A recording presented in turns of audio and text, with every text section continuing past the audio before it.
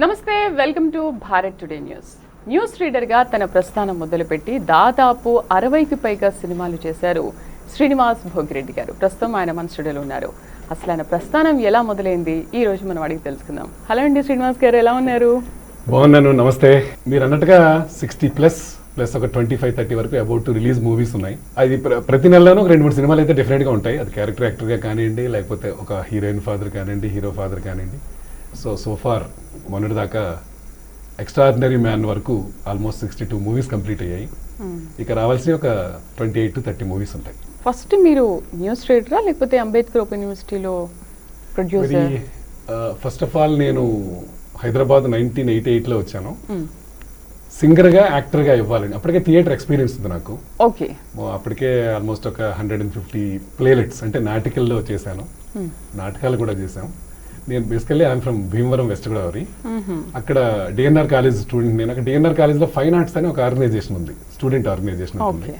అందులోనే సింగర్గా యాక్టర్గా బాగా ఎలివేట్ అయ్యాను. ఇంటర్ కాలేజియట్ కాంపిటీషన్స్ అది వెళ్ళటం. ఫస్ట్ నుంచి నాటకాల్లోనే యాక్టర్ అవ్వాలనే ఇంటెన్షన్ మొదటి నుంచి ఉంది. సో ఆ యాక్టర్ అవ్వాలి, ఏమైనా హీరో అయిపోవాలనే ఇంటెన్షన్ తోటి హైదరాబాద్ వచ్చాం 1988లో. ఓకే. సో అప్పుడు సెంట్రల్ యూనివర్సిటీలో నా పోస్ట్ గ్రాడ్యుయేషన్ జాయిన్ అయ్యాను. తర్వాత పీజీ అవగానే ఎంఫిల్ జాయిన్ అయ్యాను. ఆ ఎంఫిల్ చేస్తున్నప్పుడే నాకు doctor BR Ambedkar open university, అంటే అప్పట్లో అంబేద్కర్ ఏపీ ఓపెన్ యూనివర్సిటీ అని ఉండేది.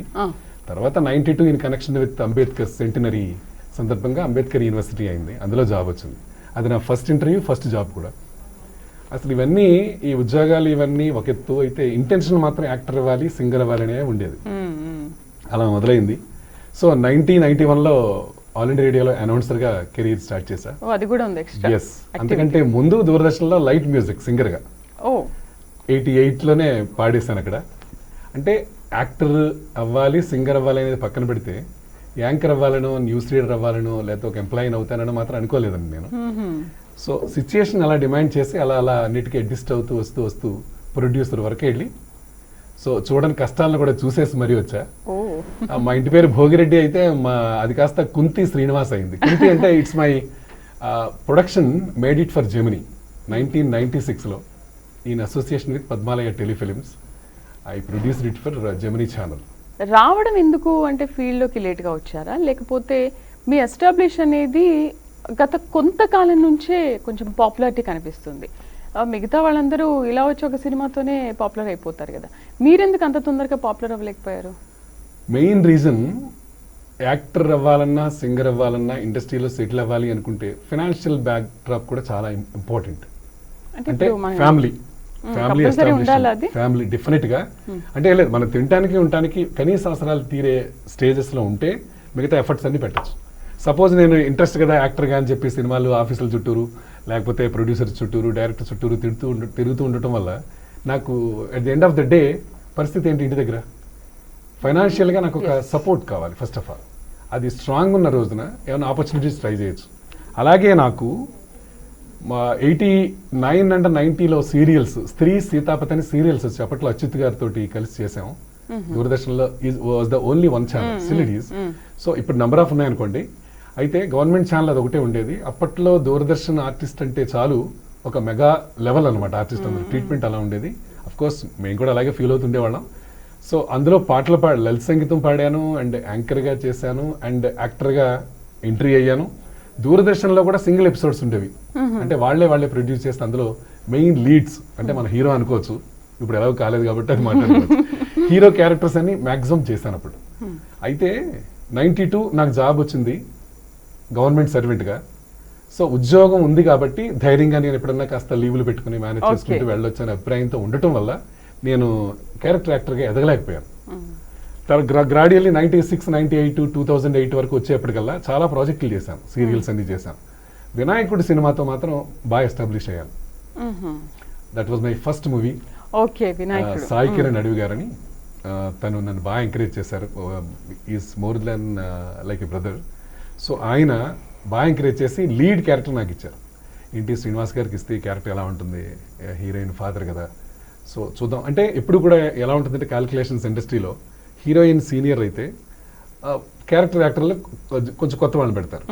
లేదు హీరో జూనియర్ అనుకోండి, క్యారెక్టర్ యాక్టర్ సీనియర్స్ ఉంటారు. అలాగా ఇద్దరం కొత్త అయినా ఛాలెంజ్ చేసి ఆయన కానీ challenge మీతో తీసుకున్నారు. చేసినప్పుడు నాకు అవన్నీ ఏం చూడలేదు వెబ్ సిరీస్ లో. అంటే అప్పటికి నేర్చుకున్నానమ్మా, అప్పటికి నేను నేర్చుకున్నాను. అంటే అప్పుడు నేను జూనియర్ కదా, అయినా మీతో చేశాను ఆఫ్ కోర్స్ అంటే టీమ్ వర్క్ అనేది కూడా ఎక్కువ ఫోకస్ పెడుతుంటాను. ఇప్పుడు ఒక సీన్ ఉంది, మన ఇద్దరం చేస్తున్నాం, సో శ్రీదేవి గారు మీరు ఇలా చేస్తే ఇంకా బాగుంటుందేమో అని మనం రిహార్సల్ నెంబర్ ఆఫ్ టైం చేసుకుని డైరెక్టర్ దగ్గరికి వెళ్ళేసరికల్లా వెళ్ళి సింగిల్ టేక్ లో ఓకే చేసుకునేవాళ్ళం. అదేంటి సార్ ఇంత భలే మీ ఇద్దరు మధ్య బాగా కుదిరింది, బాగా సింక్ అయింది, బాగా చేశారు అంటే రిహార్సల్ కూడా చేసుకున్నామండి అని. అంటే being an actor from stage కదా, స్టేజ్ ఆర్టిస్ట్ కున్న అడ్వాంటేజ్ ఏంటంటే అమ్మా, జనరల్ గా without any practice, without any training వచ్చే వాళ్ళకేను స్టేజ్ నుంచి వచ్చిన వాళ్ళకి డిఫరెన్స్ ఉంటుంది. Feel very proud to say stage ఆర్టిస్టులకు ఉన్న ఎక్స్పీరియన్స్ ఎంటైర్లీ డిఫరెంట్.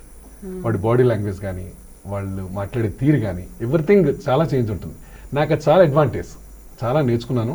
మీరు ఆర్టిస్ట్గా రావడానికి మీకు ఇంత టైం పట్టింది కదా, బట్ ఇప్పుడున్న ఆర్టిస్టులు మాత్రం చాలా ఈజీగా వచ్చేస్తున్నారు. అప్పటికిప్పటికి తేడా ఏంటి? ఇప్పుడు టెక్నాలజీ కూడా బాగా డెవలప్ అయిందండి. అప్పటికిప్పటికి ఆల్మోస్ట్ ఒక 15 yearsలో డ్రాస్టిక్ చేంజ్ ఉంది. అప్పట్లో వర్క్ షాపులు పెట్టి రిహార్సల్స్ అవన్నీ బాగా నెంబర్ ఆఫ్ డేస్ పెట్టి షూటింగ్ చేసే స్టేజ్కి వస్తే చాలా సహజంగా సీన్స్ ఉండేవి, క్యారెక్టర్స్ కూడా అలాగే ఉండేవారు. ఇప్పుడున్న టెక్నాలజీకి ఆర్టిస్ట్ కొంచెం అటు ఇటుగా చేసినా అక్కడ ఏదైనా మ్యూజిక్ బ్యాంగ్ అన్న ఏదైనా పడుతుంది, లేకపోతే out of all the artist ఆ సీన్లు ఎవరైతే ఉన్నారో వాళ్ళలో క్లోజ్ చేస్తే కవర్ అయిపోతుంది. సో అప్పుడు అలా ఉండేవి కాదు. అప్పుడు పెర్ఫెక్ట్గా ఆర్టిస్ట్ చేయగలగాలి, చేసిన దాన్నే వాళ్ళు అంత పెర్ఫెక్ట్గా చూపించగలిగేవారు కూడా. కాబట్టి స్టాండర్డ్ అనండి. కొత్త నీరు పాత నీరు అంటారు కదా, కొత్తకు వింత పాతకు రోత అంటారు. కానీ పాత వాళ్ళ నుంచి తీసుకునే సంస్కారాలు కానివ్వండి, అనుభవాలు కానివ్వండి, అవన్నీ ఎప్పటికీ కూడా మనకు మార్గదర్శనమే. ఫుల్ లెంత్ రోల్ చేయాలనుకున్నప్పుడు పిట్టకథ సంథింగ్ అలాంటి మూవీస్ లో కొంచెం ఫుల్ లెంత్ రోల్ ఉంది. బట్ మిగతా కొంచెం బిగ్ మూవీస్ కి వచ్చేసరికి మళ్ళీ చిన్న క్యారెక్టర్ ఆర్టిస్ట్ గానే వెళ్ళిపోతున్నారు. ఎందుకని అంటే దీంట్లో మాత్రమే ఎక్కువ తీసుకోవడానికి స్కోప్ ఉంది, అక్కడ ఎందుకు మీరు రావట్లేదు? మెయిన్ ఏంటంటే వచ్చిన ప్రతి అవకాశాన్ని వదులుకోకూడదు అనేది ఫస్ట్ ఇంటెన్షన్. చెప్పాను కదా, తపన ఆర్టిస్ట్గా ఎస్టాబ్లిష్ అవ్వాలని. నేను ఎలా చూసేవాడిని అంటే ఆల్మోస్ట్ 1992 to 2018 వరకు when I was employee in the Ambedkar open university, 1 day 2 day characters కున్న ఎందుకు వెళ్ళేవాడిని అంటే నాకుండే లీవ్లే మంత్లీ 1-2 లీవ్స్ ఉంటాయి. సో 3-4 రోజులు క్యారెక్టర్ అనేసరికి మధ్యలో ఇంకొకటి మర్చిపోయానమ్మా, ఒక సినిమా వచ్చింది 20-30 days ఉంది షెడ్యూల్, ఒక 8 years బ్యాక్ సంగతి చేయలేను. కేవలం ఈ ఎంప్లాయీ అవ్వడం వల్ల ఆపర్చునిటీస్ అన్ని పోగొట్టుకున్నాను. బట్ ఎంప్లాయీగా లేకపోతే మళ్ళీ నాకు ఉనికి లేదు. మళ్ళీ హైదరాబాద్ వచ్చే శాలరీ ఏదైతే మినిమం ఉందో దాని మీద అప్పులు చేసుకోవచ్చు, అవసరమైతే ఫ్రెండ్స్ ఇస్తారు. సో ఆ రకంగా ఉండేది వేరుంటుంది. That is the only reason. So వచ్చింది సినిమా అంటే ఇవాళ వరకు కూడా శ్రీదేవి నేను సార్ మనది ప్రభాస్ గారి సినిమా రీసెంట్లీ ప్రభాస్ గారు చేశాను. Of course 1 day character, but ఇలా డైరెక్షన్ డిపార్ట్మెంట్ పిలుస్తున్నామండి సార్ కూడా చెప్పారు ఇలా డైరెక్టర్ గారు అంటే, డైరెక్టర్ గారిని ఎప్పటి నుంచో కలవాలనుకుంటున్నాను. సో లక్కీ స్పాట్కి వెళ్ళాను, కలిశాను. ఎంత వేషం నాది, ఏం వేషం, ఇందులో ఎన్ని రోజులు ఉంటుంది, డైలాగ్స్ బాగున్నాయి, ఇలాంటి నాకు లేవండి. నన్ను రమ్మన్నారు మీరే అంటే నేను దానికి సరిపోతానని మీరు కాన్ఫిడెన్స్తో నన్ను పిలిచారు మీరు. అదొక్కటే అనుకున్నాను కాబట్టి ఇవాళ 65-70 సినిమాలు 30 సినిమాలు రిలీజ్ ఉండడం కారణం అమ్మ. అదే కనుక నేను ఈ రాజావారు రాణివారు, వినాయకుడు, ఓపిట్ట కదా, తర్వాత మొన్న కథ కాని కదా, అన్వేషి, అధర్వ, ఇలా చాలా వాటిలో హీరోయిన్ ఫాదర్గా చేస్తూ, వధువు అందులో అవికా గౌర్ ఫాదర్గా చేశాను వెబ్ సిరీస్. మా రీసెంట్లీ అది స్ట్రీమింగ్ ఆన్ అమెజాన్లో వస్తుంది. సో ఇవన్నీ నాకు ఏమనిపిస్తున్నాయంటే, అంటే లెంగ్త్ ఎవరన్నా క్యారెక్టర్ చేసేటప్పుడు శ్రీనివాస్ గారు మీరు మిమ్మల్ని హీరోయిన్ ఫాదర్ అనుకుంటున్నాం, సో ఒక 4 to 5 days ఉంటుందండి అని, పాజిటివా నెగిటివా అని అడుగుతాను. అంటే నెగిటివ్ పాజిటివ్ నాకు వెరీ పర్టికులర్గా ఎందుకుంటున్నానంటే అమ్మా, నన్ను చూడగానే చాలా సాఫ్ట్ నేచర్ నా ఫేస్లో కనపడుతుంది. నేను నిజంగా విలన్గా నేను ఎక్స్ప్రెషన్ పెట్టిన యాక్షన్ చేసినట్టే ఉంటుందేమో అని feeling, if I'm not wrong. So లే శ్రీనివాస్ గారు మీతో చేయించుకున్నాం అనే వాళ్ళు కూడా కొన్ని సినిమాలు నాతో చేయించుకున్నారు. అందులో డాటర్ ఒక సినిమా రాబోతుంది, పరువు ఒకటి రాబోతుంది, కొంచెం డిఫరెంట్ ఎమోషనల్ సీన్స్తో ఉన్నవి. సో ఇవన్నీ చేసుకుంటూ even though 1 day 2 day half day ఇలాంటి క్యారెక్టర్ చేసినా కూడా రెమ్యునరేషన్ పాయింట్ ఆఫ్ వ్యూ కానీ, లెంగ్త్ ఆఫ్ ది డైలాగ్ కానీ, లెంగ్త్ ఆఫ్ ది సీన్స్ కానీ నేను ఎప్పుడు పట్టించుకోలేదు. ఆ రకంగా చూస్తే భరత్ అని నేను 7 days చేసాం వర్క్, మహేష్ బాబు గారి సినిమా. అది అలాగే మహర్షి అని ఒక సినిమా చేశాం. మహర్షిలో జస్ట్ గ్రూప్ ఫోటో ఒకటి ఉంటుంది, పూజా హెగ్డే గారికి మేమందరం బీరకాయ పీచు, బాబాయ్ మావయ్య అందులో గుంపులో గోవిందా. భరత్ అని నేను ఒక IAS officer, 1 of the IAS officers group, మొత్తం out of 7. So Mahesh Babu గారిని విష్ చేసేది మాత్రమే ఉంది, కానీ నెక్స్ట్ మహేష్ బాబు గారికి నాకు జరిగిన సీన్స్ అన్నీ ఎడిటెడ్. ఎస్ సో అవన్నీ రాలేదు. ఎగ్జాక్ట్లీ అదైతే జరుగుతుంది. సో అప్పటి నుంచి ఏంటంటే ప్రతి సినిమాలోని సీన్స్ ఎన్ని ఉంటాయి అనేది మన చేతిలో ఉండదు. ట్రిమ్మింగ్ ఎట్ ది టైం చేయడం వరకే ఎండ్ ఆఫ్ ది ప్రాజెక్ట్ మనం చేస్తాం. సో ఆ రకంగా మీరు అడిగిన ప్రశ్న అందుకనమాట. నీ ఎంప్లాయీని అవ్వడం వల్ల నీ 1-2 days ఉన్న క్యారెక్టర్ చిన్నదైన క్యారెక్టర్ అని అడుగుతాను. చాలా మంది పెద్ద వేషం డైలాగులు బాగుంటాయా, ఎన్ని రోజులు ఉంటాయి అని అడుగుతారు జనరల్గా. ఇప్పుడైతే అడుగుతున్నాను, ఎందుకంటే న్యూస్ రీడర్గా 23-24 years చేశాను. ఆల్మోస్ట్ 25 years ఉన్న దూరదర్శన్లో. సో దానికి సెలవు పెట్టేశారు 3 years బ్యాక్. దెన్ అక్కడ నంది అవార్డు కూడా తీసుకున్నానండి ఫర్ యువర్ కైండ్ ఇన్ఫర్మేషన్. 2014కి Nandi award, news channel best news reader award తీసుకున్నాను. అండ్ దూరదర్శన్కే 92, 93, 94లో సింగిల్ ఎపిసోడ్స్ ప్రొడ్యూస్ చేశాను. అంటే ప్రొడ్యూసర్ బ్యాక్గ్రౌండ్ ఉండేంత కాదు నాది యాక్చువల్లీ. బట్ ఏంటంటే ప్రొడ్యూసర్గా ఉంటే హీరో క్యారెక్టర్ నేనే చేయొచ్చు కదా, మెయిన్ లీడ్ అనే దాంతో. అప్పట్లో ఈ సోకాల్డ్ చాలా మంది ఇప్పుడు క్యారెక్టర్ ఆర్టిస్టులు ఎవరైతే ఉన్నారో వాళ్ళందరితోటి చేసాం. అప్పుడు హీరోయిన్గా వాళ్ళు చేశారు. అంటే వాళ్ళని ఏం చెప్పొచ్చో లేదో తెలియదు, చేస్తారు. అదే సన గారు ఉన్నారు, ఉదయభాను గారు ఉన్నారు, అలాగే ఝాన్సీ గారితో ప్రాజెక్ట్ చేసుకున్నాం. అయితే అది టెలికాస్ట్ కాలేదనుకోండి. అనితా చౌదరి గారు, ఈ సోకాల్డ్ క్యారెక్టర్ ఆర్టిస్టులు అందరూ అప్పుడు ఇప్పుడు అలా చేస్తూనే ఉన్నాం. యూనివర్సిటీ రిటైర్ అయిన తర్వాత ఫుల్ ప్లెజ్డ్గా ఫోకస్ ఇంటూ మూవీస్. 2018 డిసెంబర్లో అయ్యాను. 4 years కంప్లీట్ అయింది. ఇవాళ కరెక్ట్గా మీ ఛానల్లో ఎంట్రీ ఇచ్చే టైం 4 years కంప్లీట్ అయింది. సో ఆల్మోస్ట్ ఇంకొక చెప్పాను కదా 30 above రిలీజ్ ఉన్నాయి. నెక్స్ట్ వీక్ కూడా 30 movies ఇంకా ఇంత లేట్ అబౌట్ టు రిలీజ్ ఉన్నాయి. అంటే ఈ 2 years లోనే అన్ని మూవీస్ చేశాను. అంటే దేర్ ఆర్ డిఫరెంట్ ఉంటాయి కదా, రీజన్స్ ఉంటాయి. అది పబ్లిసిటీ కావచ్చు, లేదా post production point of view కావచ్చు, ఇంకా షెడ్యూల్స్ ఏమైనా బ్యాలెన్స్ ఉండొచ్చు, అలాంటివన్నీ. నా వర్క్ అయితే టోటల్గా అయిపోయింది. ఇప్పుడు ప్రజెంట్ అయితే రామ్ గోపాల్ వర్మ గారివి 2 ప్రాజెక్టులు జరుగుతున్నాయి. వ్యూహం అని, అది Part 1, Part 2లో చేస్తున్నాం.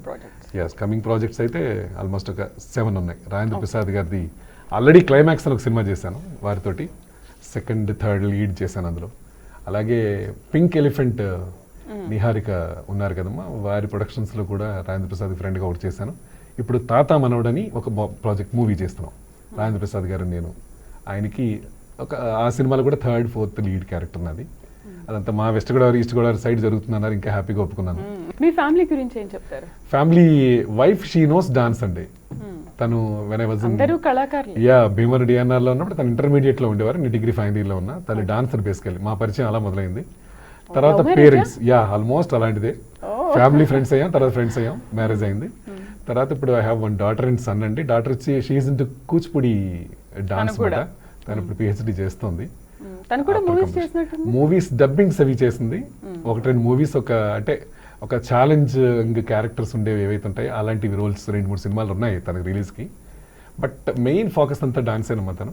అండ్ వాయిస్ లెండింగ్ ఈ ఫ్యామిలీ మ్యాన్ 2 వెబ్ సిరీస్లో సమంత గారికి, అలాగే మౌనీరాయ్ బ్రహ్మాస్త్రం అందులో లీడ్ ఆవిడికి చెప్పింది. అలా more than 40 movies. Dubbing interest ఎక్కువ, డాన్స్ అండ్ యాంకరింగ్ ఉంది, అండ్ ఓన్ అకాడమీ ఉంది తనకి. ఈ బాబుంటే హీజ్ ఇంటూ సాఫ్ట్వేర్, వాడు హిందుస్థానీ మ్యూజిక్ ఈ నోస్, అండ్ డబ్బింగ్స్ వాయిస్ లింటర్ చెప్తాడు, చాలా వాటి ప్రాజెక్టులు చెప్తున్నాడు. సో ఆల్మోస్ట్ ఎలవాలేస్తే అందరికి ఇదే ఫీల్డ్.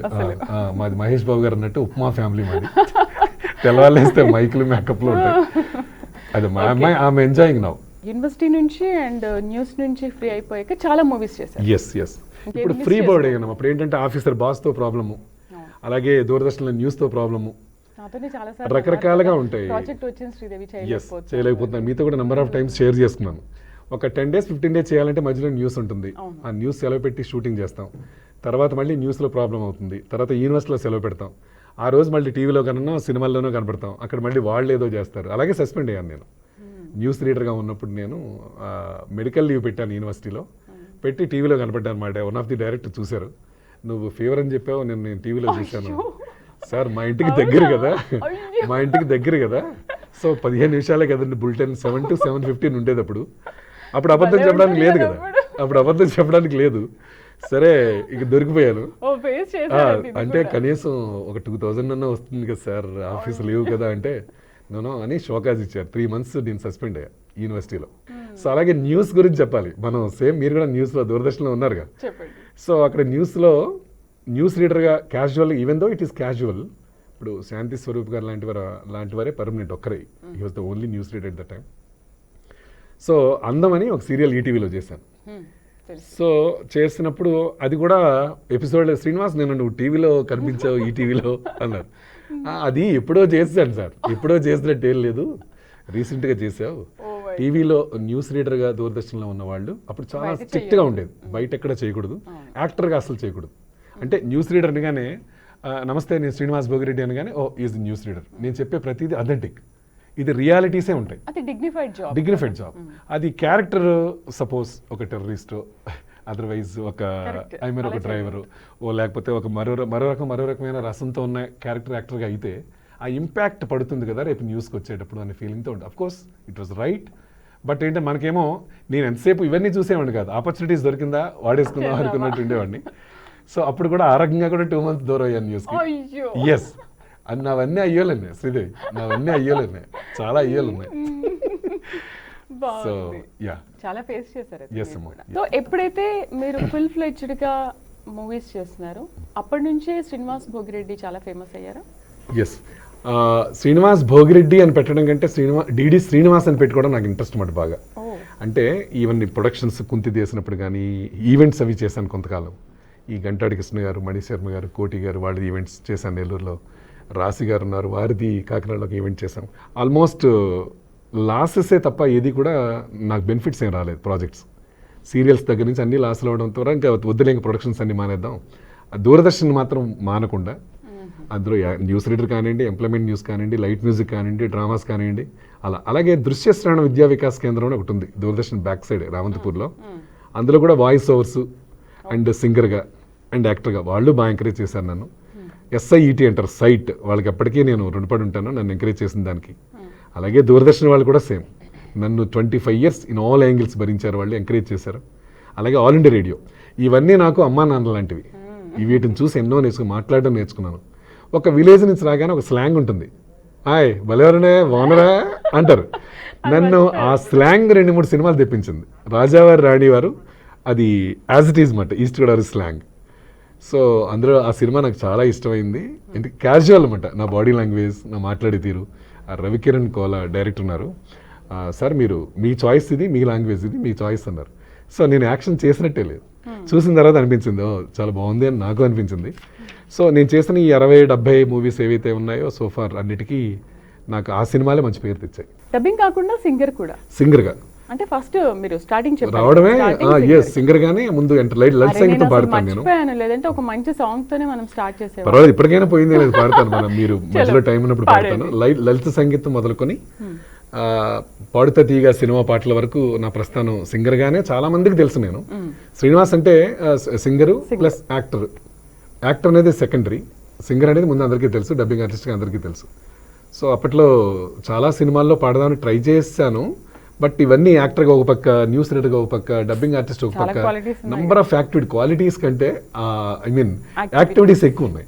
దట్స్ ద రీజన్ దేని మీద ఫోకస్ ఫుల్గా పెట్టలేకపోయా. ఎప్పుడైతే ఈ ప్రాజెక్టులన్నీ చేశానో, ప్రాజెక్టుల మీద కాస్త హెవీగా లాస్ అవ్వడం ఉందో, కొన్ని కాసేపు పాటలు మానేయడం, కాసేపు యాక్షన్ మానేయడం, ఉద్యోగం, న్యూస్ మాత్రం చదవటం అలా కంటిన్యూ చేస్తుండేవాడిని. సో ఆ టైంలో ఈ పాడుతా తీగలో బాలసుబ్రహ్మణ్యం గారితో బాగా పరిచయం, పాడుతా తీగ ప్రాజెక్ట్ తోటి. అప్పట్లో జేసుదాస్ గారి పాటలు పాడాను అండ్ బాలు గారిది పాడాను. ఫైనల్ ఎపిసోడ్లో సెమీఫైనల్ వరకు వచ్చాం. అప్పట్లో ఘంటసాల గారికి నాకు జరిగినప్పుడు సెమీఫైనల్లో ఆయన విన్ అయ్యారు, ఘంటసాల గారి పాట. సో నాకు ఎక్కువ ఇప్పటికీ ఎవరు అడిగినా శ్రీనివాస్ పలానా పాట పాడతాడు అనగానే నా నోట్లో వచ్చే పాట మామా చందమామ అని ఓ పాట ఉంది.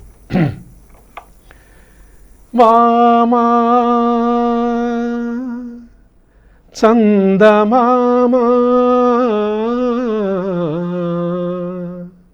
వినరావా నా కథ, మామ చందమామ వినరావా నా కథ, వింటే మనసు ఉంటే కలిసేవు నా జత, మామ చందమామ. అదే మారలేదని మీరందరూ అంటూ ఉంటే ఇంకా ఓకే, నా వాయిస్ ఇంకా అలాగే ఉంది, నేను అలాగే ఉండాలి అనుకుంటాను. Yeah yeah yeah sure. ఎక్కువగా జేసుదాస్ పాటలు నాకు ఇష్టం మొదటి నుంచి. ఆయనది ఒకటి పాడతా. తెల్లారేదాకా నువ్వు తలుపు మూసి తుంగుంటే తెల్లారేదాకా నువ్వు తలుపు మూసి తొంగుంటే తగువెట్ట తీరేది తలుపు తీయవే భామా తెల్లారేదాకా నువ్వు. యాప్ట్ అయింది వాయిస్ కూడా సేమ్ అలాగే ఉంది. ఆయన మీకు అంటే ఇష్టమైన స్లోగా singer ఉండే ఆయన? పాటలు ఎక్కువ పాడుతుండేవాడి బాలు గారు కానీ ఈయన కానీ. అప్పట్లో నవరస సుమమాలిక అని ఆ పాట నన్ను క్వార్టర్ ఫైనల్స్ నుంచి సెమీఫైనల్ తీసుకెళ్ళింది, ఓకే. అది మ్యాక్స్ సందేశంలోది. సో ఇలా చాలా పాటలు ఉన్నాయి. పాడుతా తీయ వరకు సెమీఫైనల్ సెమీఫైనల్ వరకు వచ్చాను పాడుతా తీగలో. అప్పుడు నవరాగమని జెమినీలో వెరీ బిగినింగ్ లో పాడాం. అంటే మన సింగర్స్ అందరూ కుంచె రఘు మీ అందరూ ఒక బ్యాచ్ కాంటెంపరీస్ మేము అప్పట్లో పాడాం అనమాట. సో అప్పటి నుంచి ఇప్పటిదాకా తీసుకుంటే పాటలు పాడుతూనే ఉన్నాను, కానీ సినిమాల్లో అవకాశాల కోసం అని నేను ఎప్పుడు ట్రై చేయలేదు ఎవరిని. ఈవెన్ దో ఇన్ని సినిమాలు చేస్తున్నా, సార్ మీ సినిమాలో ఓ పాట నాకు ఏమైనా అవకాశం ఉండే అలాగే ఎవరిని అడగలేదు. ఒకటి ఉంది కదా, యాక్టర్గా అవుతున్నాను, అవకాశం అదే వస్తుంది, ఇది ఎలా వచ్చింది, అది కూడా అలాగే వస్తుందని హోప్తో ఉన్నాను అంతే. బట్ ఇంత ఫేమస్ అయిపోయారు కదా, కొంచెం అంటే 18 నుంచి ఇప్పటి వరకు చాలా తక్కువ పీరియడ్ లోనే ఎక్కువ ఫేమస్ అయిపోయారు. ఎస్ బట్ మిమ్మల్ని చూస్తే మీకు చాలా ప్రౌడ్ ఉందనో లేకపోతే అసలు ఎవరితో మాట్లాడడనో కేర్ చేయడనో అని అనిపించదు. మిగతా వాళ్ళలో అయితే అలాంటివి మనం చూస్తున్నాం, 1-2 మూవీస్ చేయగానే వచ్చేస్తుంది. బట్ మీరెందుకు యాటిట్యూడ్ అలాగే ఉండిపోయింది? అంటే నేను వచ్చిన ప్రాంతం అటువంటిదేమో, నా ఇంట్లో వాతావరణం అటువంటిదేమో, పెరిగిన వాతావరణం అటువంటిదేమో. సో నేను చేసేసుకుంటాను. నేను ఎలా అయితే పాజిటివ్గా ఉంటానో లొకేషన్లో కూడా అందరూ పాజిటివ్ ఉండేట్టే చేసుకుంటాను. ఇంకోటి అందరితో మాట్లాడతారు, అందరినీ అంటే కలుపుకుంటారు. Irrespective of their dignity and all నేను అందరినీ విష్ చేసుకుంటూ వెళ్ళిపోతాను. వాళ్ళు అఫ్ కోర్స్ వాళ్ళు వాచ్మెన్ కానివ్వండి, ఎండి వరకు అందరూ equal. Humanity between the people and dignity of labour అది ఏదో పెట్టుకోవడం ఉండటం అనేది తొందరగా వస్తాయి. వాట్ యూ సెడ్, మీరు 2-3 సినిమాలు రాగానే వచ్చేస్తాయి బాడీ లాంగ్వేజ్, ఎందుకో అవన్నీ మారిపోతాయి, టైట్ అయిపోతాయి, లుక్ టైట్ అయిపోద్ది, అందరినీ ఐబ్రోస్ పైకి వెళ్తాయి. మరి పోయేటప్పుడు ఏమి ఉండవు, మామూలుగానే ఉంటుంది బాడీ, అది తెలియదు మాట, అది గ్రహించలేము మనం. సో నాకేమీ లేదమ్మా, నేను ఎప్పటికీ ఇలాగే ఉండాలని కోరిక. ఆర్టిస్ట్లకు ఇచ్చేది ఎంకరేజ్మెంట్ ఏంటి? అంటే అవార్డ్సా లేకపోతే కాంప్లిమెంట్సా లేకపోతే మూవీలో ఆఫర్స్ బట్ట? మెన్షన్ మీ వెరీ గుడ్ పాయింట్ మా. అంటే ఇంట్లో చిన్నప్పుడు మన పిల్లలు పెరుగుతూ ఉన్నప్పుడు అలాని ఏదైనా ఆల్ఫాబెట్ ఏబిసిడీలు రాసేటప్పుడు వాడు ఏని కొంచెం వంకరగా వీలా రాసి మధ్యలో గీత గీసిన so nice, it's so nice, ఎందుకంటే it's one kind of encouragement to the children. So కాదమ్మా దీన్ని ఇలా రాయాలి అని అన్నప్పుడు ఎలా అయితే ఎంకరేజ్మెంట్ ఉంటుందో, అలాగే ఏ రంగాల్లో అయితే ఎంప్లాయీ టెక్నీషియన్స్ కానివ్వండి, నాన్ టెక్నీషియన్స్ కానివ్వండి, యాక్టర్స్ కానివ్వండి, వీళ్ళందరికీ అప్రిసియేషన్ కూడా ఇంపార్టెంట్. ఏదో ఒక ఐడెంటిటీ, ఒక గుర్తింపు అంటూ ఉంటే బాధ్యత పెరుగుతుంది, ఇంకా చేసేవి కూడా చాలా ఉంటాయి.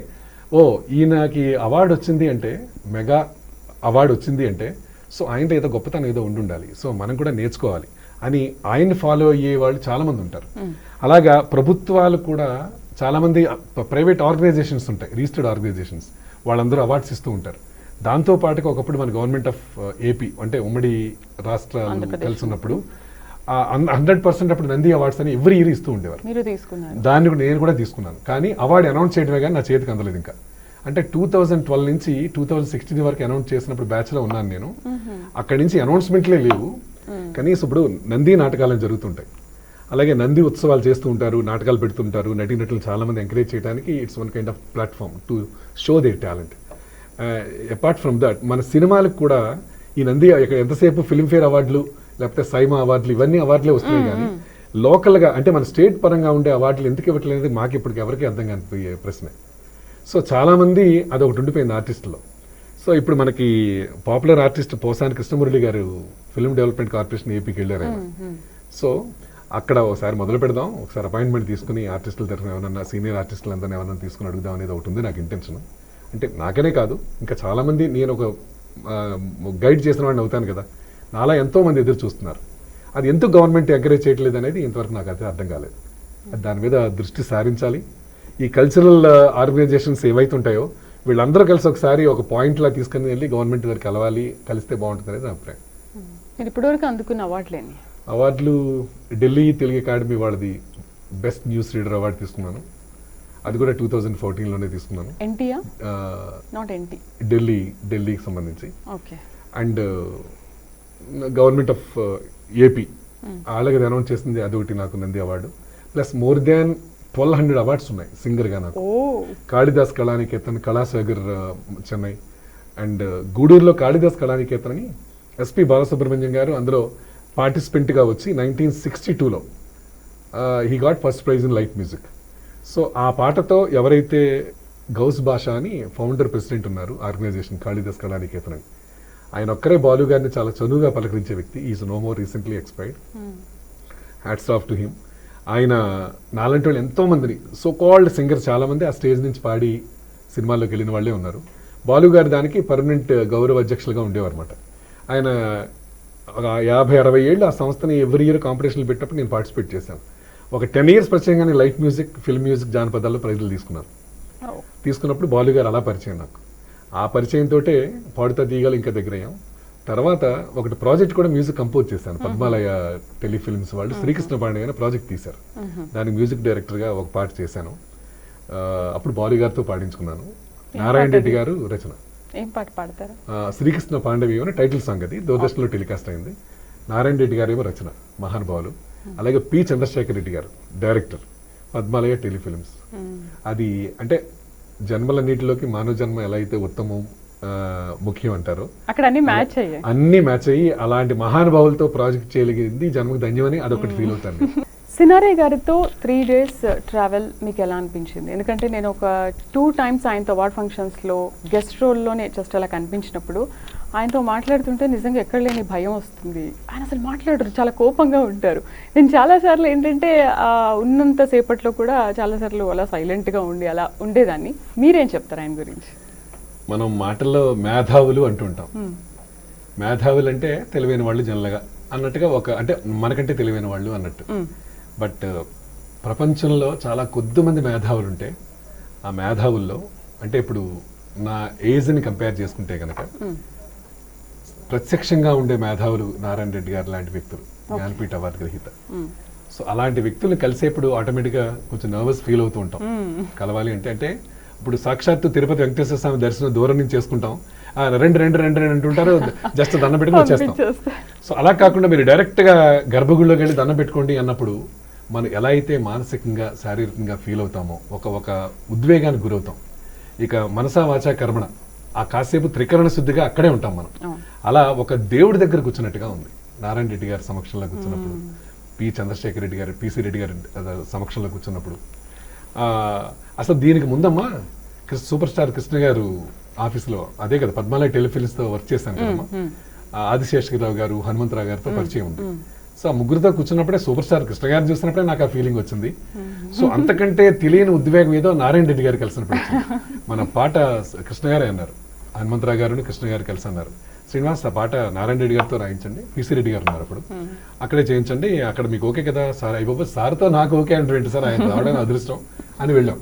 అప్పుడు కూర్చున్నప్పుడు అంత సార్కి ప్రణామాలు చేసి కూర్చున్నప్పుడు అప్పుడు శ్రీనివాస్ నువ్వు ఎవరివి, నువ్వు ఎక్కడి నుంచి వచ్చావు, నీ బ్యాక్గ్రౌండ్ ఏంటి, ఇంతకుముందు ఏమన్నా చేసావా, ఒక్క ప్రశ్న కూడా నన్ను అడగకుండా ఈ treated me as a son. యా శ్రీనివాస్ కూర్చో, ఏం తాగుతావు, టీ తాగుతావా. నారాయణ రెడ్డి గారు ఇంటికి వెళ్ళినప్పుడల్లా ఆ 3 రోజుల్లో మాకున్న ఈ టీలు, మనం జనరల్గా కాఫీ టీలు తాగుతుంటాం, ఇరానీ టీలు అంటే మనకు అలవాటు హైదరాబాద్. నారాయణ సార్ ఇంట్లో మిరియాల టీ లేదా సొంటి టీ లేదా అల్లం టీ అలా ప్రతి 1 hour అలా వస్తూ పెట్టేసాడు ఇంట్లో మనం వచ్చి పెట్టేది. తీసుకోండి శ్రీనివాస్, సొంటిది బాగుంటుంది, నీకు ఇంకా బాగుంటుంది, సింగర్ నువ్వు, నేను అదే తాగుతూ ఉంటా అంటూ ఉండేవారు. ప్రతి లైన్ కూడా నేను ఏదైతే సెన్స్ కావాలని ట్యూన్ చేశానో, అసలు ప్రత్యామ్నాయం కూడా వేరే లైన్ ఉండేది కదమ్మా, అలా రాసి మ్యాక్సిమం ఎంకరేజ్ చేసి శ్రీనివాస్ చాలా బాగా చేశావు, సో ఈ పాట పట్టుకెళ్ళు, బాలు గారి దగ్గర తీసుకెళ్తే నిన్ను ఎవరు రాశారని అడగకుండా అంటాడు చూడన్నారు. సో ఆల్మోస్ట్ అలాగే 3 రోజులు కూర్చొని వారితో గడిపే అవకాశం దొరికింది. నాకు నిద్ర పట్టేది కాదు, రేపు మార్నింగ్ మళ్ళీ ఎప్పుడు వెళ్తున్నాను నారాయణ గారి, ఎప్పుడు కూర్చుంటాం సార్, ఎప్పుడు చూస్తూ ఉంటాను, ఎందుకో ఒక ఫాదర్ని చూసిన feeling. Wish you all the best. And me release movies చాలా తొందరగా రిలీజ్ అయ్యి అందరూ చూడాలి, మీ అప్కమింగ్ ప్రాజెక్ట్స్ కూడా తొందరగా స్టార్ట్ అవ్వాలి, ఇంకా మరిన్ని ఆఫర్స్ రావాలని భారత్ టుడే నుంచి మేము కూడా కోరుకుంటున్నాము. Thank you very much. ఈ వీక్షకులందరికీ మనస్ఫూర్తిగా నేను ధన్యవాదాలు తెలియజేస్తూ, మీలా ఎంతోమంది ఇలాంటి కార్యక్రమాలను చూసి అలాంటి ఆర్టిస్టులను ఎంకరేజ్ చేస్తూ ఉంటారు, చేస్తారు మీరు. సో మీ అభిమానం ఎప్పటికీ నాకు ఉండాలని, నా ప్రతి ప్రాజెక్టు మీరు చూసి సో మాలాంటి ఆర్టిస్టులందరినీ ఎంకరేజ్ చేయాలని కోరుకుంటూ, ఈ అవకాశం ఇచ్చిన భారత్ టుడే ఛానల్ వారికి హృదయపూర్వకంగా ధన్యవాదాలు తెలియజేస్తూ నమస్తే. చూసారు కదా ఆర్టిస్ట్ శ్రీనివాస్ భోగిరెడ్డి గారితో స్పెషల్ ఇంటర్వ్యూ. మరొక గెస్ట్ తో మళ్ళీ కలుద్దాం. నమస్తే. ఈ వీడియో కనుక మీకు నచ్చినట్లయితే లైక్, షేర్ అండ్ సబ్స్క్రైబ్.